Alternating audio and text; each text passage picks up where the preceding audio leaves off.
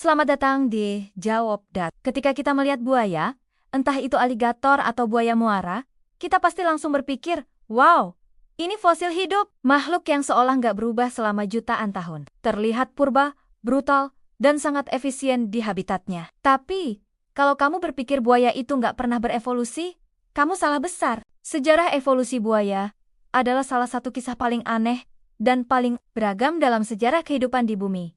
Untuk benar-benar paham soal buaya, kita harus mundur jauh ke zaman Triasik, sekitar 250 juta tahun yang lalu. Percaya atau tidak, nenek moyang buaya dan burung itu sama, yaitu kelompok Archosaurida. Kelompok ini kemudian pecah jadi dua.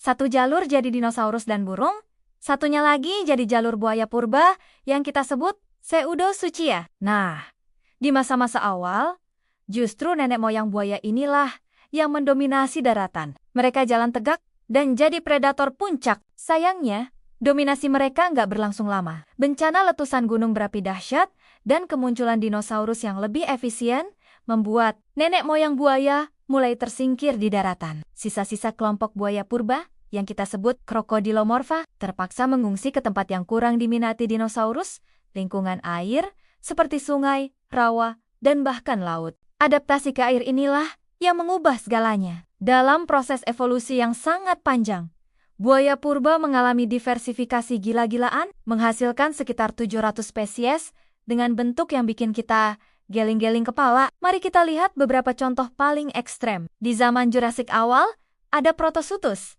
yang sering dianggap sebagai buaya pertama. Ukurannya cuma sekitar 1 meter, hidup sepenuhnya di darat, dan berjalan tegak, nggak melata seperti buaya sekarang. Ini bukti kalau awalnya buaya itu hewan darat. Lalu ada Araripesuchus yang punya banyak bentuk aneh. Yang paling terkenal adalah Araripesuchus wegeneri, dijuluki dog croc atau buaya anjing. Dia punya moncong tumpul dan postur tubuh yang menunjukkan dia aktif berlari dan berburu di darat, mirip anjing liar. Ada juga saudaranya Oreapithecus ratoid, si red croc alias buaya tikus, dengan gigi depan unik yang diduga dipakai buat menggali serangga dari tanah. Nggak cuma itu, di Afrika, kita ketemu Caprosuchus saharicus, atau boar croc, buaya babi hutan, dengan taring besar yang menonjol keluar, moncong keras, dan mata menghadap ke depan. Caprosuchus adalah predator darat brutal yang mungkin menyeruduk mangsanya dengan keras sebelum menggigit.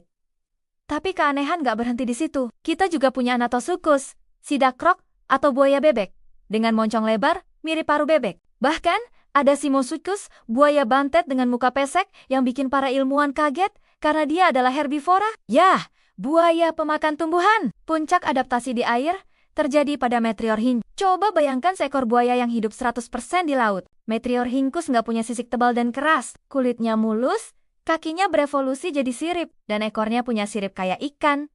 Bikin dia bisa berenang lincah di lautan terbuka untuk berburu. Nah, setelah melihat semua keanehan itu, muncul pertanyaan.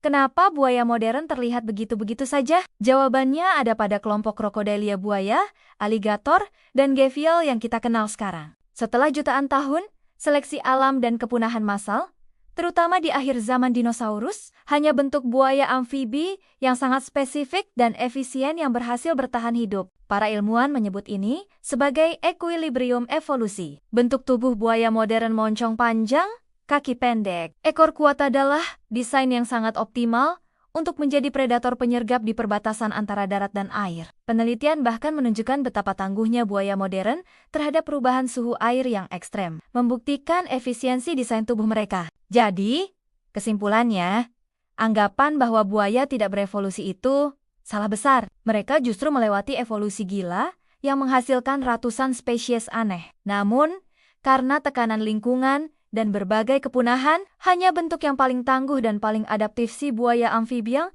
berhasil bertahan hingga hari ini. Mereka adalah saksi bisu dari seleksi alam yang brutal. Menyusut dari sekitar 700 spesies unik, menjadi hanya sekitar 30 spesies yang kita kenal sekarang. Mereka bukan fosil hidup yang malas berevolusi, tapi mereka adalah sang juara bertahan evolusi itu sendiri. Terima kasih sudah menonton, jangan lupa subscribe dan sampai jumpa di video berikutnya.